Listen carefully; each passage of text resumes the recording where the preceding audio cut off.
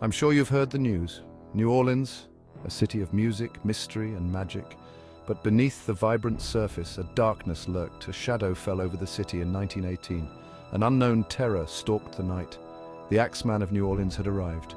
Whispers turned to screams. Fear became a constant companion. No one was safe. The city that never slept now lay awake in terror, waiting, wondering. Who would be next? The year was 1918. World War I raged across the ocean. But in New Orleans, a different kind of battle was brewing. The city pulsed with life. Jazz filled the air.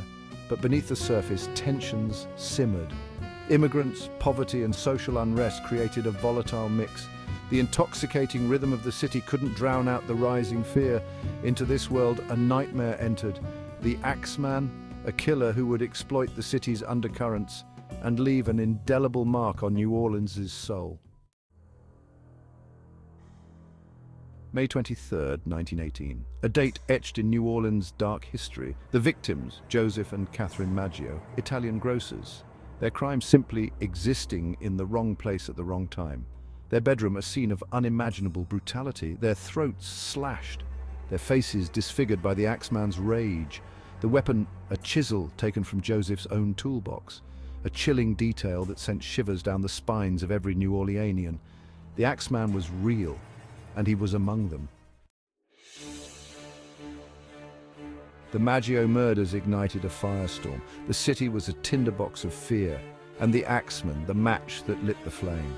More attacks soon followed, each more brazen than the last. The victims, seemingly random yet all sharing a similar profile. Italian grocers, shopkeepers, working-class families. The weapon always an axe, often belonging to the victim. The brutality escalating, leaving a trail of blood and terror in its wake. The Axeman was sending a message. But what exactly was it? Section 5. A letter from the devil. The Axeman's demands. March 13th, 1919.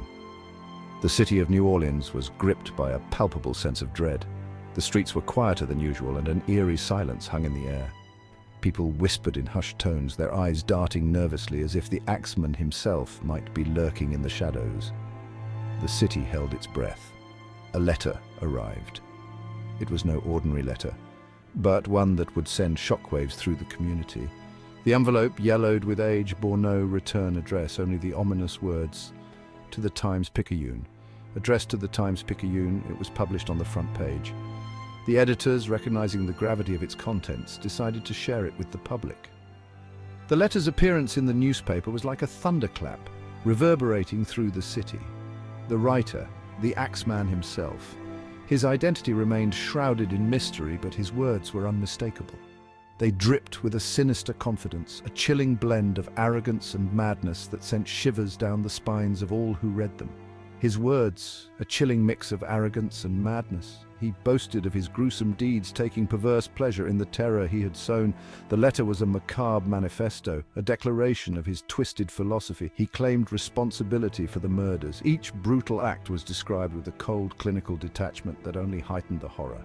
The Axeman's letter was a grim reminder of the violence that had already taken so many lives. He reveled in the fear he'd instilled. The city was his playground, and its residents were his unwitting pawns.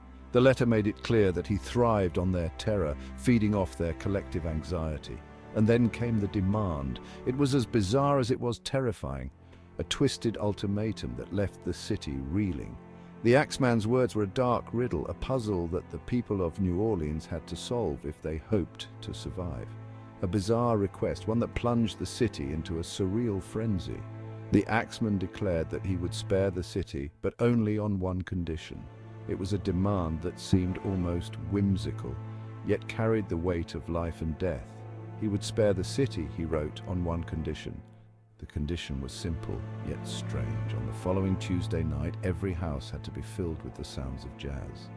The music, he claimed, would appease him and keep him at bay. That on the following Tuesday night, every house was filled with the sounds of jazz. The city, known for its vibrant music scene, now had to play to the tune of a madman. Jazz, the lifeblood of New Orleans, became a shield against the Axeman's wrath. A city known for its music had to dance to the tune of a madman. The night arrived, and as the sun set, the city came alive with the sounds of jazz. From every home, the melodies of trumpets, saxophones, and pianos filled the air.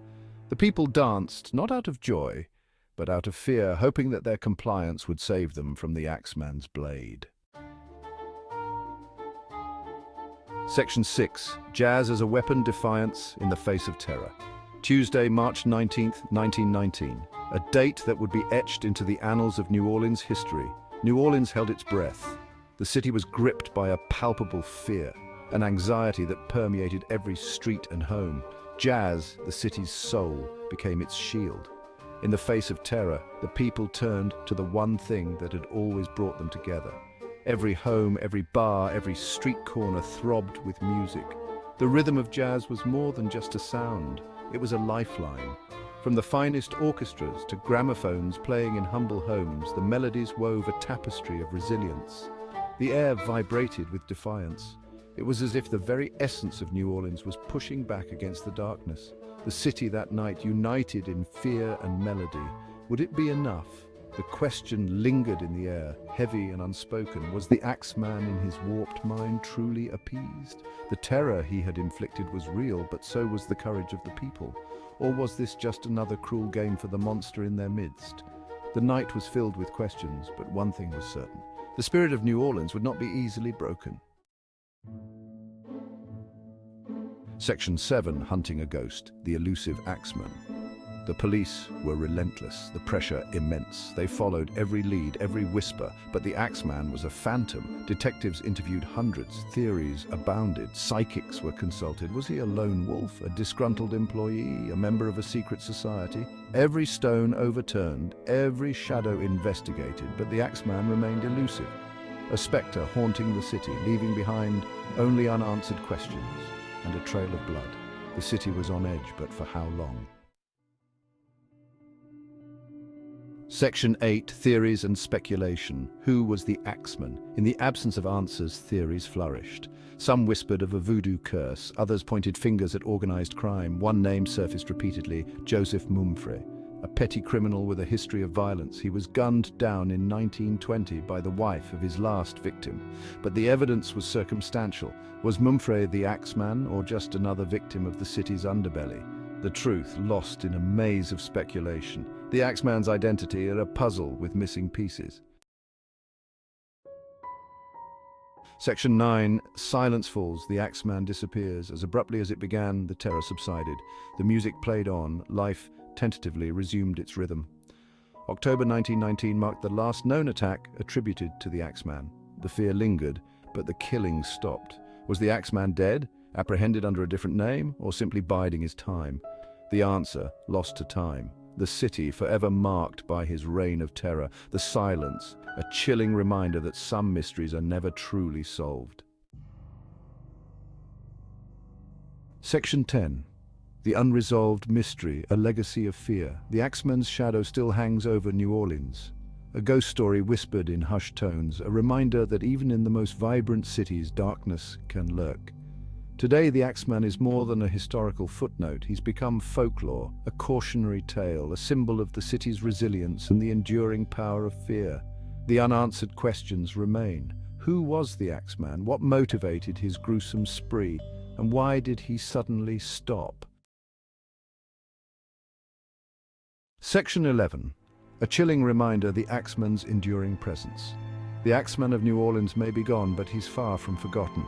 His reign of terror in the early 20th century left an indelible mark on the city and its people. The fear he instilled still echoes through the streets of New Orleans, a city known for its vibrant culture and rich history. His story serves as a chilling reminder of the darkness that can lurk beneath the surface. The Axeman's brutal attacks were not just random acts of violence, they were calculated, leaving the community in a state of perpetual fear. The mystery surrounding his identity only adds to the intrigue and horror. The unsolved mystery continues to fascinate. Despite numerous theories and investigations, the true identity of the Axeman remains unknown. This enigma has captivated the minds of true crime enthusiasts and historians alike, who pore over old documents and newspaper clippings hoping to uncover new clues. It inspires books, documentaries, and even fictionalized accounts. The Axeman's story has been retold in countless forms, each one adding a new layer to the legend. From detailed historical analyses to gripping novels and films, the Axeman's legacy continues to grow. The Axeman lives on not just in the annals of true crime, but in the collective imagination. He has become a symbol of the unknown, a reminder of the fear that can grip a community when faced with an elusive predator. His story is a testament to the enduring power of mystery and fear. He is a reminder that some mysteries may never be solved. Despite advances in forensic science and investigative techniques, the Axeman's identity remains a mystery.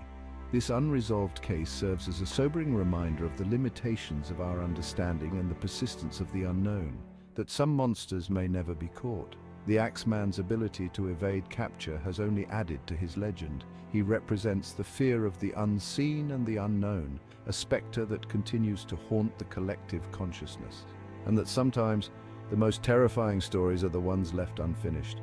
The Axeman's tale is a haunting reminder that not all stories have a clear ending. The unanswered questions and unresolved fears keep his memory alive, a chilling presence that endures through time. What do you think happened to the Axeman? Share your thoughts in the comments below.